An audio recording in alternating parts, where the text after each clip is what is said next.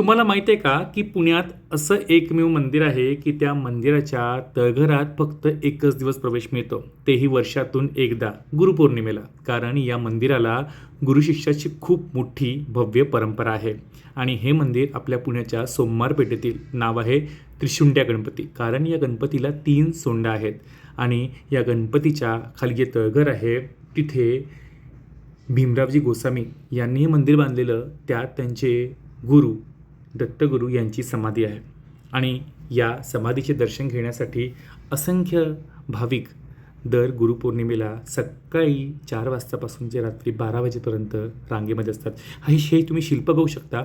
या शिल्पामध्ये एकीकडे इंग्रज, एकीकडे गेंडा. तर ते त्यावेळी जे युद्ध झाले असेल त्याची प्रतिकृती, त्याचा जो लेख आहे, शिलालेख या दगडावर म्हणजे या मंदिराच्या दगडावर कोरलेला आहे.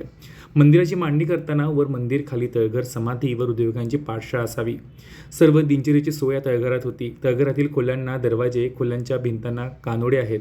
खोलींच्या छताला दगड 2 खाचा असून खोबणीतून दोराच्या साहाय्याने छताला उलटे टांगून पेटत्या निखाऱ्यावर काही ठराविक वनस्पतींचा धूर घेण्याची इथे मुभा असावी. आणि महत्त्वाचे म्हणजे हे जे बघता आहे हे तळघर आहे. या पाण्यातून आपल्याला जावं लागतं.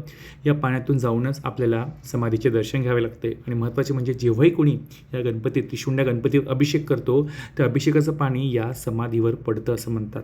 आणि ही समाधी वर्षभर दर्शनाला नसते. जर तुम्हाला आणखी काही माहिती घ्यायची असेल तर तुम्ही गुगलवर त्रिशुंड्या गणपती लिहू शकता. तुम्हाला खूप माहिती